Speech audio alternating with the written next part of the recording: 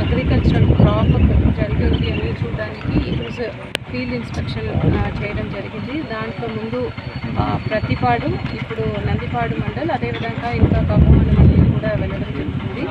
So దాంట్లో ముఖ్యంగా చూస్తే ఇక్కడ మేకలవాగు, నక్కవాగు అవన్నీ కూడా ఇప్పుడు ఓవర్ఫ్లో అయింది. మిడిల్లో కూడా కొన్ని బీచెస్ వలన కూడా ఇక్కడ ఉన్న కాస్వేస్ కూడా ఓవర్ఫ్లో అయ్యింది. దాన్ని కూడా ప్రజలు ఎవరు కూడా దాన్ని వాడకుండా ఫిజికల్ బ్యారియర్ పెట్టి చేస్తున్నాము. అదేవిధంగా ఇక్కడ ఎక్కువ పత్తి, అదేవిధంగా మిరప కూడా వేసి ఉన్నారు. ఈ ఏరియాలో చూస్తే ఎక్కువ డ్యామేజ్ అయి ఉంది. సో దాన్ని కూడా ఇప్పుడు అగ్రికల్చర్ డిపార్ట్మెంట్, అదేవిధంగా హార్టికల్చర్ డిపార్ట్మెంట్ ద్వారా పూర్తిగా ఎన్యూమరేషన్ వేసి ఎవరైతే నష్టపోయి ఉన్నారో ఫార్మర్స్ కూడా ఇవ్వడానికి ఇప్పుడు చర్యలు తీసుకుంటాము. అదేవిధంగా ఇక్కడ మన గుంటూరు జిల్లాలో చూస్తే ఇప్పటికే ఒక 153 రిలీఫ్ సెంటర్స్ ఓపెన్ చేసి ఉన్నాము. దాంట్లో 9,000 మెంబర్స్ ఉన్నారు. వారు అందరూ కూడా ఇప్పుడు వర్షం కూడా ఇప్పుడు ఆగి ఉంది.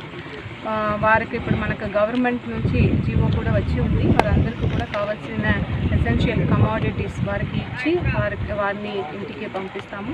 అదేవిధంగా వారు నష్టపరిహారం అంటే ఒక్కొక్క ఫ్యామిలీకి కూడా 3,000 రూపీస్ అది కూడా ఇప్పుడే ఈరోజే జీవో వచ్చి ఉంది. ఆ పనిలో ఇప్పుడు అందరూ mandal level special officers, tahsildars అందరూ కూడా ఆ ఎన్యూమరేషన్ పనిలో ఉన్నారు. సో మన గుంటూరు జిల్లాలో చూస్తే ఎక్కడ కూడా ఎటువంటి ప్రాణ నష్టం కానీ జరగలేదు. అగ్రికల్చరల్ డ్యామేజ్ జరిగినది ఇప్పుడు ఎన్యూమరేషన్ చేస్తున్నాము. సో అందరూ ఆఫీసర్స్ కూడా మన గౌరవ ముఖ్యమంత్రి గారు ఇచ్చిన ఆదేశాల మేరకు చాలా చక్కగా పనిచేశారు. అదేవిధంగా మీడియా కూడా అప్పటికప్పుడు మన డిస్ట్రిక్ట్ అడ్మినిస్ట్రేషన్ నుంచి ఏదైతే ఈ సైక్లోన్ గురించి ఇచ్చిన ఇన్ఫర్మేషన్ కూడా ప్రజల అందరికీ కూడా అప్పటికప్పుడు మీరు కూడా తెలుపుతూ ఉన్నారు. దానికి మీ అందరికీ కూడా ధన్యవాదాలు తెలియజేస్తున్నాను. ఇప్పుడు డిస్ట్రిక్ట్ అడ్మినిస్ట్రేషన్ నుంచి మనం ఎక్కువ ఫోకస్ చేస్తున్నది రీహాబిలిటేషన్ పైన చూస్తున్నాము.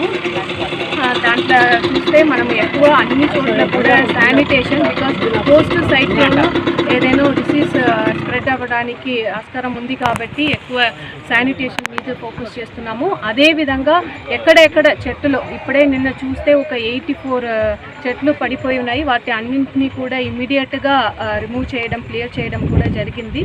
అదేవిధంగా ఎక్కడైతే ఎలక్ట్రిక్ పోల్స్ కానీ సబ్స్టేషన్స్లో ఇష్యూస్ వచ్చిన చోట్ల కూడా ఇమ్మీడియట్గా రెస్టోర్ చేసి పవర్ని రెస్టోర్ చేయడానికి చర్యలు తీసుకుంటున్నాము. ఈవినింగ్ లోపల ఎక్కడెక్కడ ఎలక్ట్రిసిటీ అంతరాయం ఉందో అది కూడా వెంటనే రెస్టోర్ చేసేస్తాము.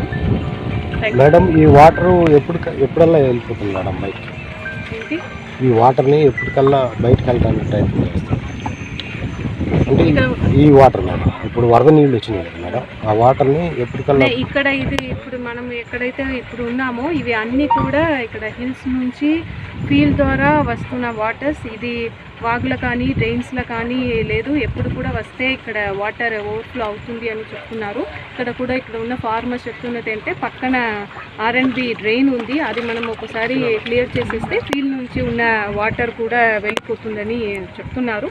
సో దాన్ని కూడా ఇప్పుడు చూసి ఒకసారి క్లియర్ చేయడానికి అధికారితో డిస్కస్ చేసి ఆ చర్యలు కూడా టేకప్ చేస్తాం. అంటే ఎప్పుడులాగా ఏంటి సుమారు ఎప్పుడులాగా చేయగలం? సో ఇమీడియట్గా చేయడానికి ప్రయత్నం చేస్తున్నాము. ఇక్కడ ఆల్రెడీ ఇంత ఇది వాటర్ ఉంది కాబట్టి రిసీడ్ వాటర్ ఎనీహౌ అవుతుంది. ఇమీడియట్గా క్లియర్ చేయడానికే ప్రయత్నం చేస్తాం. Thank you.